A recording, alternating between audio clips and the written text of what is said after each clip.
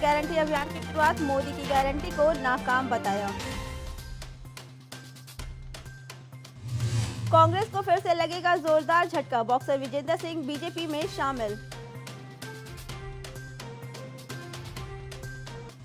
Badaun seat छोड़ेंगे शिवपाल, बेटे आदित्य यादव को टिकट देने की उठी मांग, पार्टी ने अखिलेश को भेजा प्रस्ताव। मुजफ्फरनगर में गरजे अमित शाह, अखिलेश और कांग्रेस नहीं बनवा रहे थे राम मंदिर। जुदा हो गई पीडीसी और एनसी की राहें, उमर अब्दुल्ला ने महबूबा मुफ्ती आहत।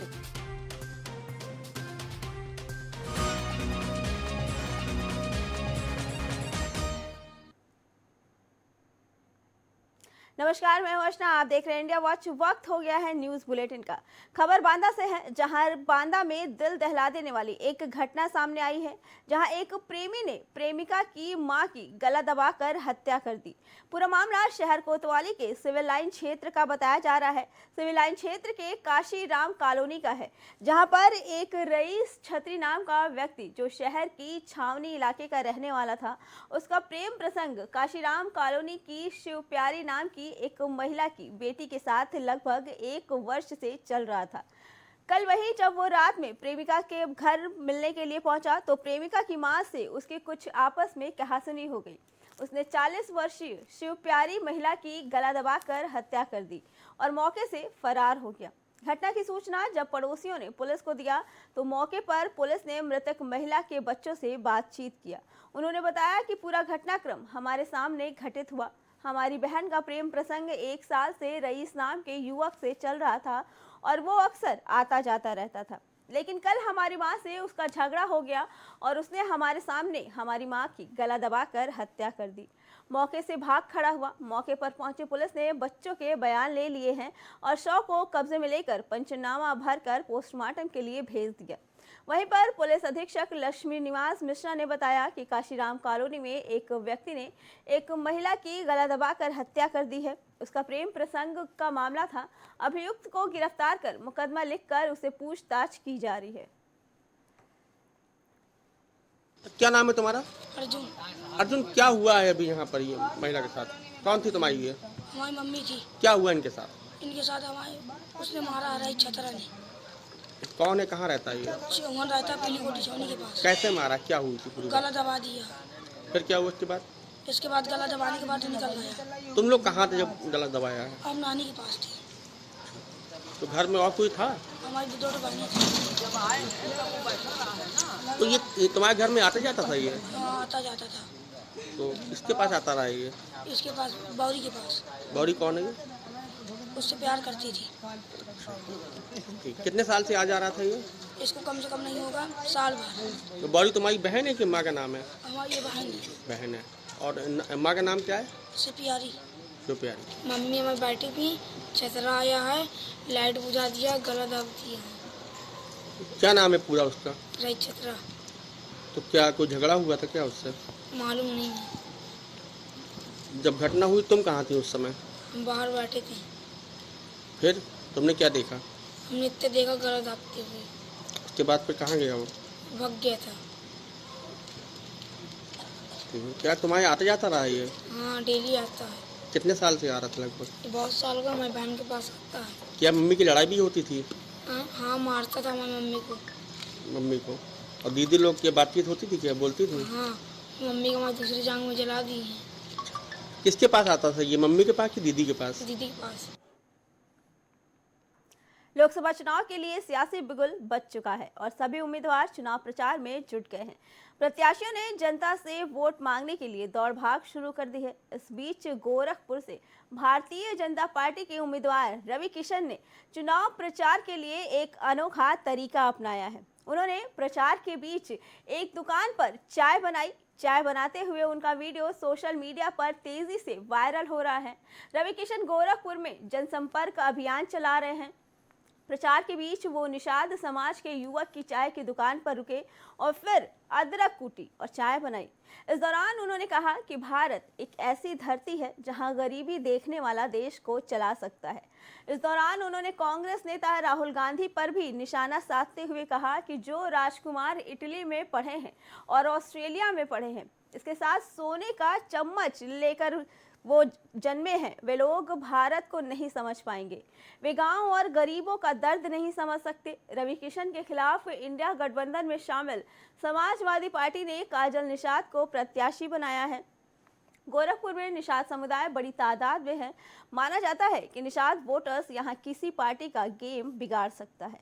वैसे इस बार रवि किशन ही अपने प्रचार के लिए नहीं उतरे हैं, बल्कि उनकी पत्नी प्रीति शुक्ला भी प्रचार में लगी हैं।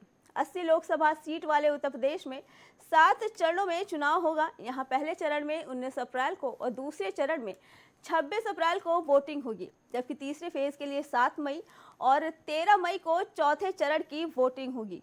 यूपी में 5वें फेज के लिए 20 मई को वोटिंग होनी है, जबकि छठे चरण का मतदान 25 को और 7वें का 1 जून को होना है। गोरखपुर में 7वें और अंतिम चरण में वोटिंग होगी। चुनाव के नतीजे 4 जून को आ जाएंगे।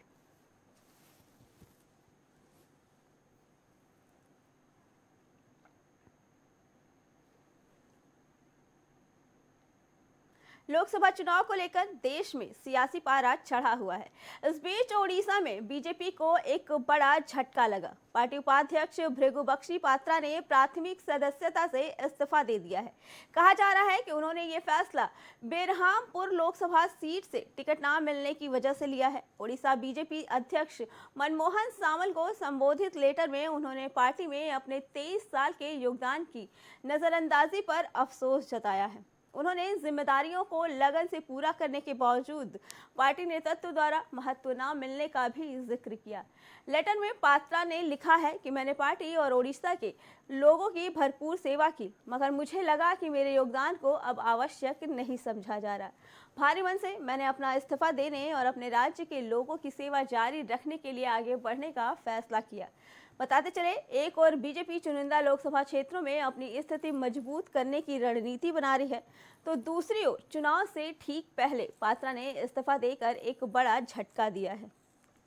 इस सियासी उठापटक में अहम बात यह है कि बीजू जनता दल सुप्रीमो और मुख्यमंत्री नवीन पटनायक के गृह जिले में प्रमुखता को देखते हुए बेरहापुर लोकसभा सीट विशेष महत्वपूर्ण रखती है स्थान। इस सीट में बीजेपी ने गोपालपुर विधायक प्रदीप पाणिग्राही को उम्मीदवार बनाया है। गोपालपुर से 3 बार से विधायक पाणिग्राही हाल ही में बीजेपी में शामिल हुए हैं। नेता चुनावी सीजन में अपना सियासी भविष्य तलाश रहे हैं और इस कड़ी में दल और दिल बदल रहे हैं। बीते दिनों ओडिशा में बीजू जनता दल को भी एक बड़ा झटका लगा।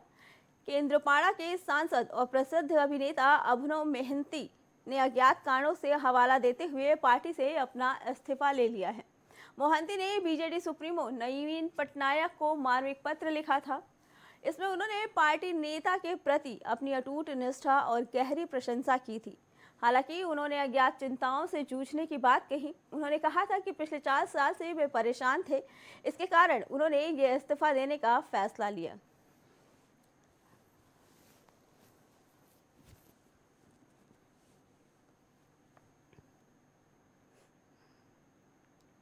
बिहार के बक्सर में एक महिला की गोली मारकर हत्या कर दी गई।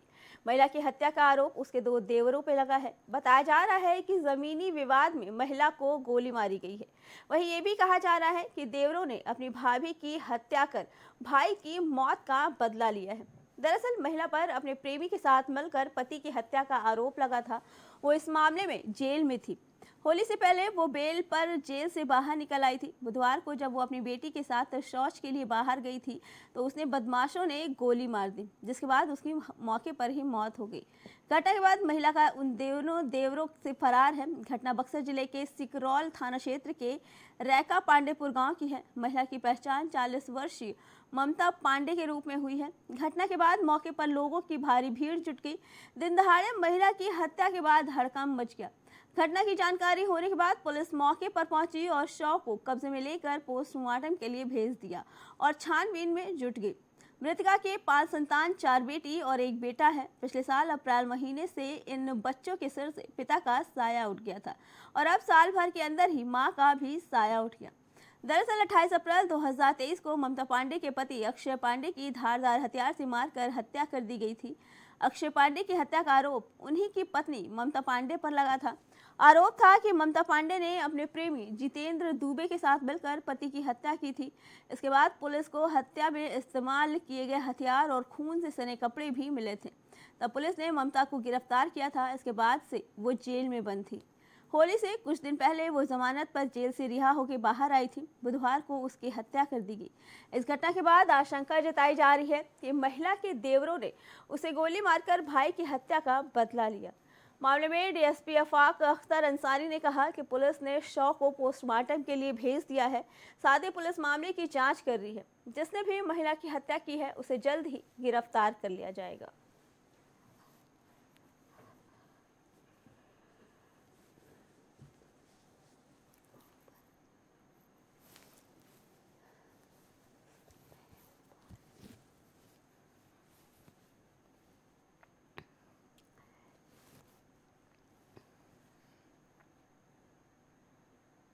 लोकसभा चुनाव के नजदीक आते ही बीजेपी ने चुनाव प्रचार तेज कर दिया है। उत्तर प्रदेश के मुख्यमंत्री योगी आदित्यनाथ आज आगरा में फतेहपुर सीकरी पहुंचे। इस दौरान उन्होंने अपराधियों पर करारा प्रहार किया। उन्होंने कहा कि अपराधी अब जेल जाने से भी डरने लगे हैं। साल 2027 में ज्यादातर जगहों पर सूरज ढलने के बाद थानों में ताले लगा दिए जाते थे। आम जनता की हालात भी किसी से छिपी नहीं थे। अपराधियों के लगता था कि ये सरकार भी पिछली सरकारों की तरह ही होगी, लेकिन ये सरकार जीरो टॉलरेंस की नीति पर चलती है। इस सरकार ने साफ कहा है कि या तो अपराध बंद करो या फिर किसी की कीमत चुकाने के लिए तैयार रहो। ज्यादातर अपराधी जमानत के बावजूद भी जेल चले जाते हैं। सीएम योगी आदित्यनाथ ने अपराधियों को चेतावनी देते हुए कहा कि अपराध बंद करो। अगर अपराध करोगे तो उसकी कीमत भी चुकाने के लिए तैयार रहना। अभी तक अपराधी अपनी जमानत तुड़वा कर वापस जेल जा रहे थे, लेकिन अब तो वो कह रहे हैं कि हमें वहां भी मत भेजो। ज्यादातर अपराधी गले में पट्टी लगाकर घूम रहे हैं कि जिंदगी भर ठेला लगाकर पेट भर लूंगा, बस एक बार जान बख्श दो। उन्होंने आगे कहा कि कानून का भय अपराधी माफियाओं में होना चाहिए। अगर भय नहीं होगा तो ये गरीबों, सामान्य लोगों और व्यापारियों का जीना हराम कर देंगे। पहले यूपी जैसे हम दूसरे दिन दंगा होता था। दरअसल कांग्रेस और सपा की दंगा पॉलिसी को प्रदेश ने झेला है। उत्तर प्रदेश अब उपद्रव बर्दाश्त नहीं करेगा। अब ये नहीं चलेगा। बता दें कि हाल ही में माफिया डॉन मुख्तार अंसारी की हार्ट अटैक से जेल में मौत हो गई थी। इसे लेकर मुख्तार के घर वालों ने आरोप लगाया था कि उन्हें स्लो पॉइजन दिया गया था। हालांकि प्रशासन इस मामले में पोस्टमार्टम की वीडियोग्राफी के लेकर अंतिम संस्कार में भारी भीड़ और अफवाहों को लेकर पूरी तरह अलर्ट दिखा। फतेहपुर सीकरी अपनी पौराणिक और ऐतिहासिक स्थलों के लिए विख्यात है। एक और देवादिदेव महादेव बाबा बटेश्वर नाथ का पवित्र धाम इस लोकसभा सीट में है, वहीं साथ ही साथ ऐतिहासिक पृष्ठभूमि से जुड़े हुए अनेक ऐसे स्थल जो देश और दुनिया को अपनी ओर आकर्षित करती है, वह भी इस लोकसभा सीट में स्थित है। यहां का अन्नदाता किसान अपने परिश्रम के लिए जाना जाता है, तो मां यमुना की कृपा भी इस क्षेत्र पर बराबर बरसती है। ऐसी पावन धरा को नमन करते हुए मैं आप सबका हृदय से अभिनंदन करता हूं। बहनों और भाइयों, आज हम सब पूरे देश के अंदर लोकसभा चुनाव 2024 के चुनाव प्रचार अभियान का हिस्सा बन चुके हैं। हम सब जानते हैं कि चुनाव की आग आते ही तमाम लोग अपने अपने तरीके से इसकी विवेचना भी करने लग गए हैं, लेकिन पूरे देश के अंदर जहां कहीं भी हमें जाने का अवसर प्राप्त हो रहा है, एक चीज साफ दिखाई दे रही है, और उत्तर हो, दक्षिण हो, पूरब हो, पश्चिम हो, चारों ओर एक आवाज है।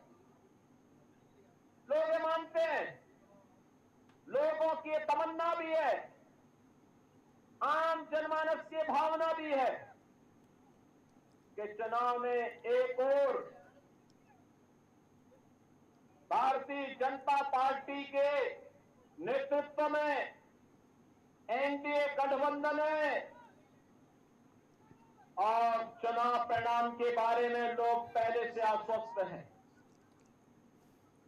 दूसरी ओर वे लोग हैं जो दल को तो मिलाना चाहते हैं लेकिन उनके दिल ही नहीं मिल पा रहे हैं।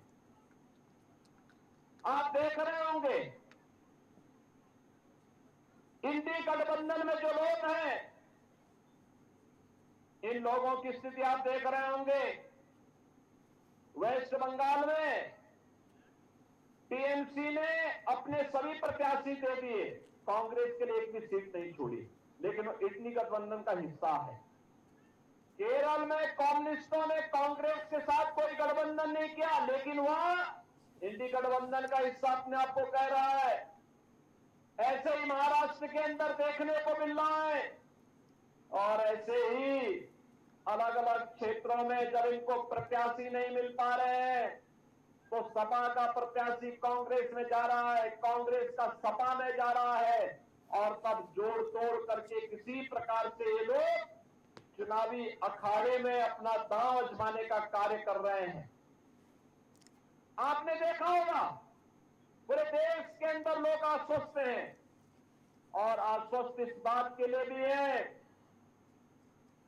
क्योंकि मोदी जी के नेतृत्व में जो कार्य पिछले 10 वर्षों में हुआ है, ये चुनाव उन कार्यों के प्रति कृतज्ञता ज्ञापित करने के लिए भारत की जनता जनार्दन के द्वारा फिर तीसरी बार मोदी जी को आशीर्वाद दिया जाना है और इसके लिए जनता भी आश्वस्त है कि मोदी जी के नेतृत्व में भारतीय जनता पार्टी फिर से तीसरी बार सरकार बनाएगी, कोई संदेह नहीं होना चाहिए।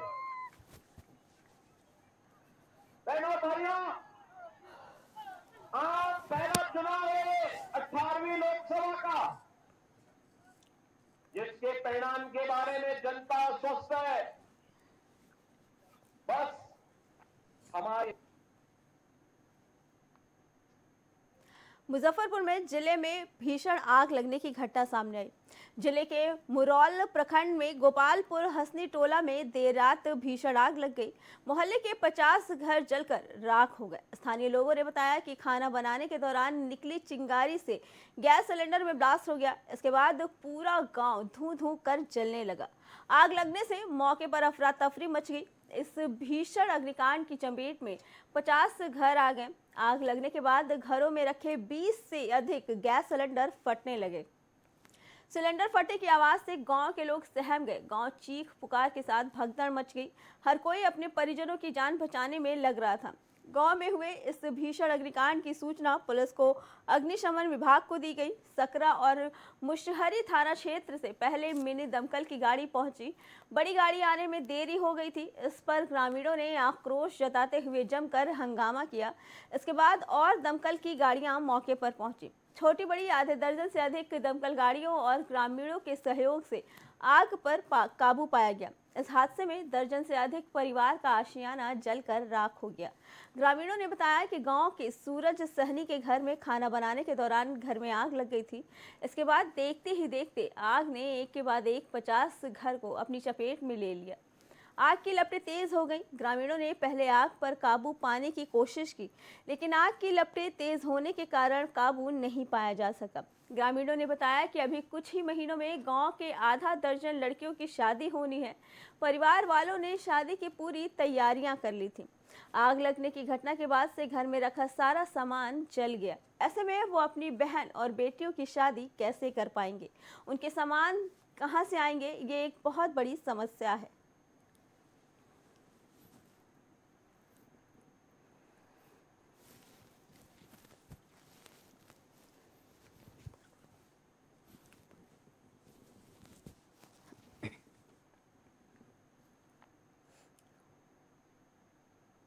2024 लोकसभा चुनाव से पहले जहां तमाम सियासी दल विभिन्न धर्म जाति के लोगों को रिझाने में लगे हैं, वहीं अब धर्म गुरुओं की तरफ से भी सियासी दलों को पत्र लिखे जा रहे हैं। इसी क्रम में all India Muslim personal law board के प्रवक्ता मौलाना खलील उर रहमान सज्जाद नोमानी ने कांग्रेस के पूर्व अध्यक्ष राहुल गांधी को पत्र लिखकर देश के मौजूदा हालात से अवगत कराया, साथ ही अपने विचार साझा किए। मौलाना ने पत्र में राहुल गांधी को संबोधित करते हुए लिखा, राहुल गांधी ने अपने अनगिनत भाषणों में शायद ही कभी मुसलमान शब्द का जिक्र किया हो। मौलाना नोमानी ने राहुल से निवेदन करते हुए कहा कि आप अल्पसंख्यक समुदाय पर नए सिरे से गौर करें। आप देखेंगे कि मुसलमान न केवल मौखिक रूप से सकारात्मक शक्तियों का समर्थन करते हैं, बल्कि वे हमारे देश के समग्र विकास के लिए आपके साथ सहयोग करने में भी काफी हद तक जा सकते हैं।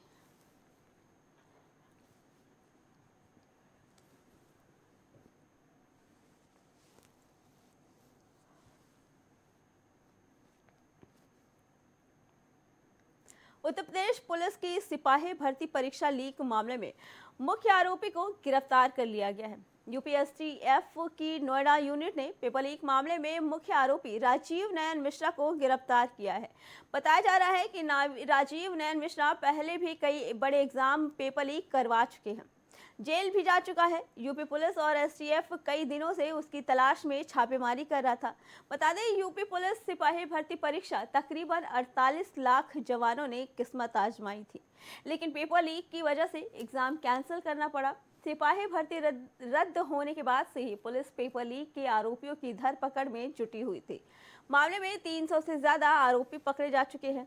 जानकारी के मुताबिक सिपाही भर्ती परीक्षा पेपर लीक प्रिंटिंग प्रेस के जरिए हुआ था। जैसे ही पेपर प्रिंटिंग प्रेस से निकला और इसे ट्रांसपोर्ट करवाने वाली कंपनी के पास पहुंची, तभी ये लीक करवा दिया गया। पेपर लीक करवाने के लिए पूरी योजना पहले से बनाई गई थी। गौरतलब है कि 17-18 फरवरी के दिन उत्तर प्रदेश में सिपाही भर्ती परीक्षा आयोजित की गई थी। 60,000 से ज्यादा अधिक पदों पर ये भर्तियां निकाली गई थी। बड़े स्तर पर यूपी के कई जिलों में परीक्षा आयोजित की गई थी। इन्हें देने के लिए सिर्फ यूपी ही नहीं, बल्कि मध्य प्रदेश, राजस्थान और बिहार तक से युवा आए थे। मगर सिपाही भर्ती परीक्षा का पेपर लीक से ही लीक हो गया था। सोशल मीडिया इसको लेकर कई वीडियो और फोटो वायरल हो रहे थे। इसके बाद सिपाही भर्ती बोर्ड ने मामले की जांच की, जिसके बाद यूपी सरकार ने सिपाही भर्ती परीक्षा को रद्द कर दिया और मामले की जांच यूपी एसटीएफ को सौंप दी। पेपर लीक होने के बाद पुलिस भर्ती और प्रोन्नति बोर्ड की डीजी रेणुका मिश्रा को भी पद से हटाया गया। हाल ही में यूपी के डीजीपी प्रशांत कुमार ने बताया कि राजीव नयन पहले भी कई प्रतियोगिता परीक्षाओं को पेपर लीक करवा चुका है। उसका नाम हाल ही में आयोजित आरओ परीक्षा का पेपर लीक करने में भी आया था। डीजीपी ने बताया कि सिपाही भर्ती पेपर लीक मामले में अब तक 396 लोगों को गिरफ्तार किया जा चुका है। इसमें से 54 को यूपी एसटीएफ ने ही पकड़ा है।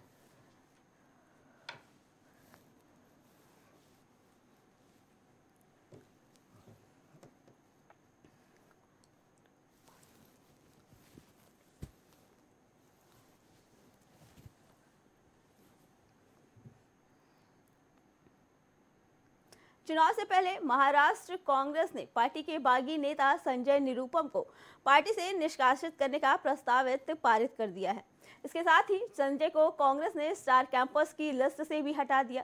जानकारी के मुताबिक प्रस्ताव महाराष्ट्र कांग्रेस ने पास कर दिया है और फैसला दिल्ली के कांग्रेस आलाकमान को लेना है। वहीं महाराष्ट्र कांग्रेस अध्यक्ष नेता नाना पटोले ने कहा कि हमने संजय निरुपम को स्टार प्रचारकों की सूची से हटा दिया है। कांग्रेस नेता संजय निरुपम अब महाराष्ट्र कांग्रेस अध्यक्ष नाना पटोले ने कहा कि उनका नाम स्टार प्रचारकों में था, जिसे रद्द कर दिया गया है। वो जिस तरह से बयान दे रहे हैं उस पर कार्रवाई की जाएगी। बता दें, संजय निरुपम ने कांग्रेस उम्मीदवार के रूप में मुंबई उत्तर पश्चिम सीट पर चुनाव लड़ना चाहते थे, लेकिन शिवसेना यूबीटी ने यहां से अमोल कीर्तिकर को अपना उम्मीदवार बना दिया, जिसे निरुपम भड़क गए। निरुपम ने पहले भी सीट बंटवारे में कांग्रेस पर हावी होने के लिए शिवसेना यूबीटी की आलोचना की थी। नाना पटोले ने कहा कि आज हमारी एमवीए की बैठक है, हम ऐसी सीटों पर अपनी दावेदारी करेंगे जहां कांग्रेस जीतेगी। उन्होंने कहा कि योग्यता के आधार पर निर्णय लिया जाना चाहिए। साथ ही कहा कि आज की बैठक में सांगली, भिवंडी और मुंबई की सीटों पर फैसला हो जाएगा। उन्होंने कहा कि मैं कांग्रेसी हूं, मैं उनके जैसे कड़े शब्दों का इस्तेमाल नहीं करता। मैं बोल सकता हूं लेकिन बोलूंगा नहीं। आज की बैठक में हम इस पर चर्चा करेंगे और समाधान निकालेंगे कि किस पार्टी को किस सीट पर चुनाव लड़ना चाहिए। इसका फैसला सिर्फ योग्यता के आधार पर लिया जाएगा। हम सब बीजेपी के खिलाफ लड़ रहे हैं। हमने प्रचार भी शुरू कर दिया है। बिल्कुल उनका स्टार प्रचारक में नाम आया था, वो हमने कैंसिल किया है। और जिस तरह से उनके वक्तव्य आ रहे हैं, वो किसी की सुपारी लिए जैसे वक्तव्य कर रहे हैं, और इसलिए उनके ऊपर शिस्त भंग की कार्रवाई की जाएंगी। आज उनके ऊपर कार्रवाई आज या कल में हो जाएगी। क्या पार्टी से निकाला जाएगा? कार्रवाई होगी, दिया जाएगा पहले? कोई नोटिस नहीं है, ऑन द स्पॉट। झारखंड की राजधानी रांची से एक सनसनीखेज वारदात सामने आई है। यहां एसएसबी जवान की पत्नी की दिन दहाड़े गोलियों से भूनकर हत्या कर दी गई। वो स्कूटी से जा रही थी, इस दौरान रास्ते में उसे अपराधियों ने घेर लिया और वारदात को अंजाम दिया। वहीं परिवार वालों का आरोप है कि महिला की हत्या उसके पति यानी एसएसबी जवान ने ही कराई है। मृतका के पति का किसी के साथ अफेयर चल रहा था। फिलहाल मौके पर पहुंचे पुलिस की टीम ने शव को पोस्टमार्टम के लिए भेज दिया है और आगे की जांच जारी की है। आपको बता दें, मृतक महिला का नाम गीता टोप्पो है। इनके पति का नाम विजय भगत है। विजय भगत सुरक्षा बल के जवान हैं, जो कि बिहार के गया जिले के पोस्टेड हैं। घटना रांची के मांडर टांगर बसली मुख्य पथ पर बूढ़ा खुखरा के पास हुआ। कांची पुल के पास घटी ये घटना। यहाँ से गीता अपनी स्कूटी पर बैठकर किसी काम से जा रही थी। इस दौरान वो मांडर से बूढ़ा खुखरा की तरफ जा रही थी। यहाँ कुछ हमलावर घात लगाकर छिपे बैठे थे। जैसे ही गीता उस रास्ते से गुजरी, वैसे ही घात लगाए कर बैठे हमलावरों ने उसका रास्ता रोक लिया और गीता की कनपट्टी पर गोली लगा दी और गोली मारकर उसे घायल कर दिया। हमलावर घटना को अंजाम देने के बाद वहां से भाग खड़े हुए। इस दौरान मौके पर मौजूद लोगों ने गोलियां चलने से हड़कंप मचिया। स्थानीय लोगों ने गीता को आनन फानन में अस्पताल में भर्ती कराया और पुलिस को कॉल करके सूचना दी। अस्पताल में पहुंचने पर इलाज के दौरान गीता की मौत हो गई। मृतका की उम्र 32 साल के आसपास बताई जा रही है। वहीं गीता की मौत की जानकारी मिलने के बाद उसके परिवार वालों ने गीता की मौत का आरोप उसके पति यानी विजय भगत पर लगाया है। मृतक गीता के परिवार वालों के मुताबिक विजय भगत का दूसरी महिला के साथ अफेयर चल रहा था। इसी बात को लेकर दोनों पत्नी के बीच अक्सर झगड़ा होता था। वो अपनी पत्नी को जान से मारने की धमकी भी देता था। फिलहाल मौके पर पहुंचे पुलिस की टीम ने शव को पोस्टमार्टम के लिए भेज दिया है और आगे की कार्रवाई में जुट गई है। पुलिस की टीम घटनास्थल पर लगे सीसीटीवी कैमरों की छानबीन कर आरोपियों को पकड़ने की कोशिश कर रही है। मृतक महिला के पति की बिहार के गया जिले में पोस्टिंग हुई है।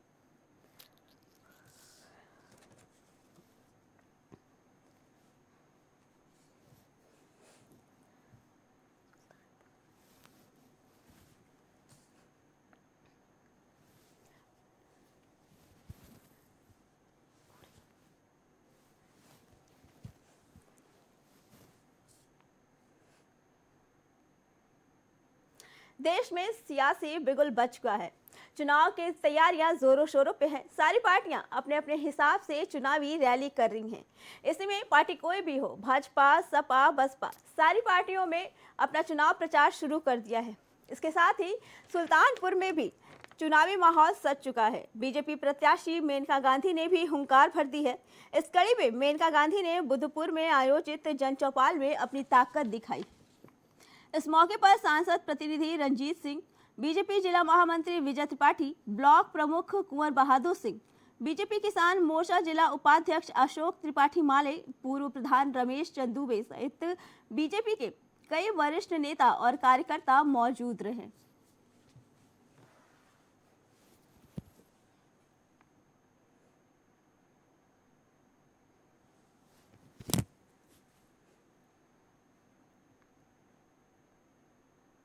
फिलहाल न्यूज बुलेटिन में इतना ही। देश और दुनिया की बाकी खबरों के लिए देखते रहें इंडिया वॉच।